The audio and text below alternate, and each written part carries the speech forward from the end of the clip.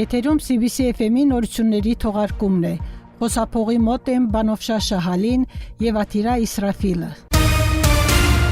Ադրբեջանի նախագահի օգնական Հիքմեթ Հաջիևը հանդիպել է Իրանի արտաքին գործերի փոխնախարար Սաիդ Խաթիբզադեի հետ։ Հանդիպման ընթացքում քննարկվել են երկկողմ հարաբերությունները եւ միջազգային օրակարգի իրադարձությունները։ ՄԱԿ-ի փախստականների հարցերով Գերագույն հանձնակատարի գրասենյակը ստացել է Ադրբեջանի կառավարության պաշտոնական ծանուցումը եւ ավարտում է իր գործունեությունը երկրում։ Այս մասին հայտնել է ՄԱԿ-ի փախստականների հարցերով Գերագույն հանձնակատարի ներկայացուցիչ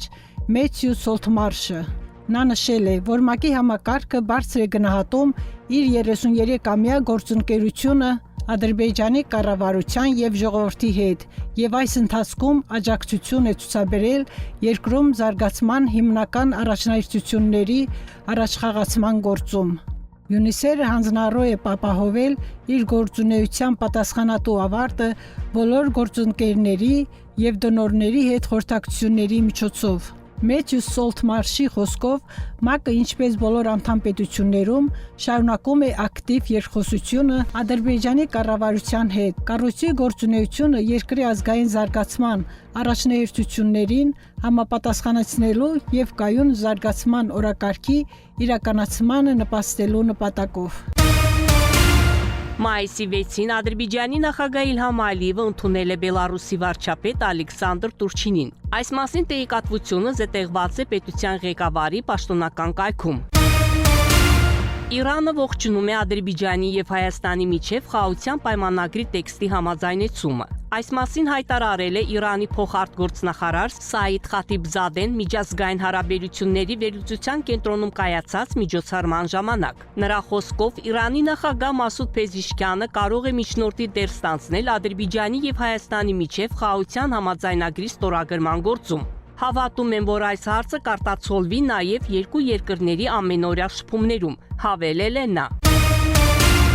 Հեյդար Ալիևի քաղաքականությունը լուսավորեց ոչ միայն Ադրբեջանի, այլև ամբողջ թուրքական աշխարհի ճանապարհը։ Մեծ պետական գործչի ծննդյան 102-րդ տարեդարձին մենք խորապես հարգում ենք ադրբեջանական ժողովրդի համազգային առաջնորդի հիշատակը։ Այս մասին Անկարայում հայտարարել է Թուրքիայի արտաքին գործերի նախարարության Կենտրոնական Ասիայի եւ Կովկասի հարցերով վարչության պետի տեղակալ Այշե Ուզերը։ Թուրք-ադրբեջանական բարեկամության, համագործակցության եւ համերաշխության հիմնադրամի կողմից կազմակերպված պանելային քննարկումների շրջանակներում։ Նրա խոսքով Հեյդար Ալիևը ոչ միայն Ադրբեջանի ազատության եւ պետականության համար պայքարի ճարտարապետն էր, այլև իմաստուն ռազմավար, որը հաշվի էր առնում ամբողջ թուրքական աշխարհի շահերը։ Մեկ ազգ, երկու պետություն հայտնի ասույթը հիմք հանդիսացավ միջպետական հարաբերություններ կառուցելու պատմական տեսլականի եւ քաղաքականության համար, ասել է դիվանագետը, ընդգծելով Շուշայի հռչակագրի կարեւորությունը, որը երկու եղբայրական երկրների միջև հարաբերությունները բարձրացրեց դաշինքի մակարդակի։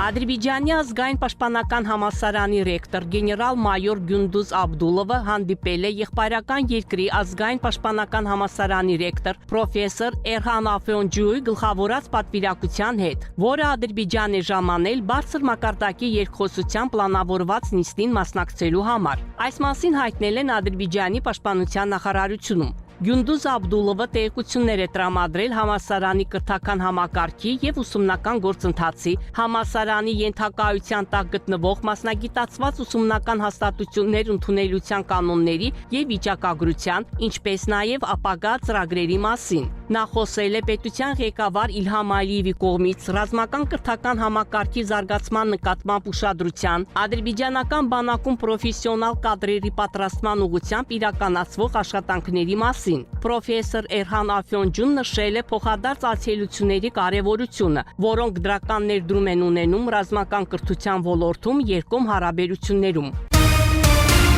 Բաքվում շարունակվել է Հայաստանի Հանրապետության մի խումբ քաղաքացիների գործով դատավարությունը, որոնք մեղադրվում են խաղաղության եւ մարդկության դեմ հանցագործությունների, ռազմական հանցագործությունների, ներառյալ ագրեսիվ պատերազմ վարելու, ցեղասպանության,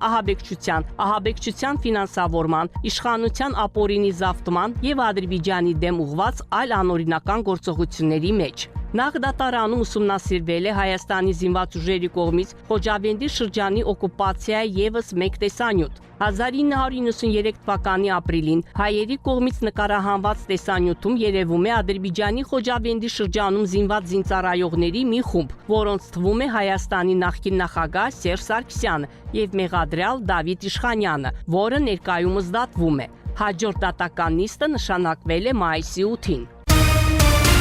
Մոտ ապագայում Բելարուսը համատեղ արտադրություն կհիմնի Ադրբեջանի ռազմաարդյունաբերական համալիրի հետ։ Այս մասին լրագրողներին հայտնել է Պետական ռազմաարդյունաբերական կոմիտեի նախագահ Դմիտրի Պանտուսը, որը Բաքու է ժամանել վարչապետ Ալեքսանդր Տուրչինի գլխավորած պատվիրակության կազմում։ Բելարուսի եւ Ադրբեջանի միջև ռազմատեխնիկական համագործակցությունը ռազմավարական բնույթ է կրում եւ հայտնի է իր երկար պատմությամբ։ Ուստի մենք շարունակում ենք աշխատել պլանավորված եւ համակարգված ձևով, նշել է Պանտուսը։ Նրա խոսքով կողմերը ներկայումս քննարկում են համատեղ նախագծեր։ Այս աշխատանքը շարունակվում է եւ շատ մոտ ապագայում մենք կունենանք համատեղ արտադրանք, մասնավորապես Ադրբեջանի ռազմաարդյունաբերական կորպուսի հետ, ընդգծել է նա։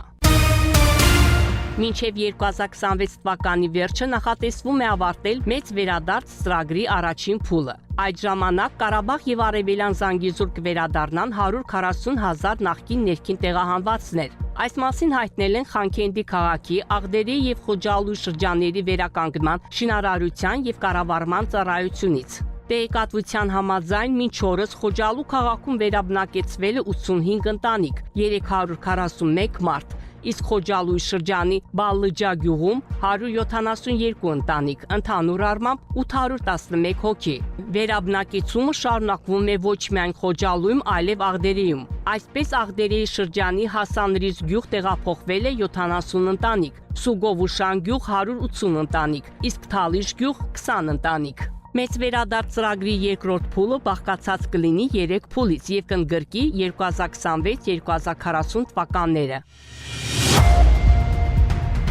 Դուք լսեցիք CBC FM-ի լուրերի թողարկումը, հետևեք մեր լուրերի հաջորդ թողարկումներին։ Իսկ այժմ եղանակի մասին։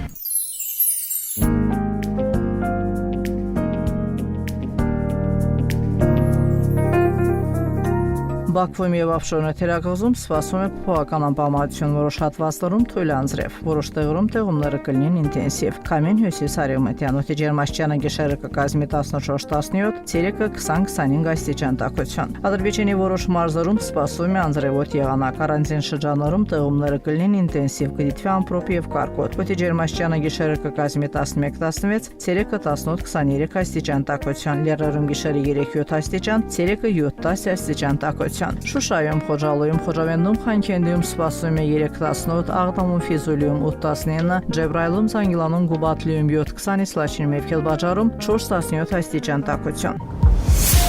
102.7 FM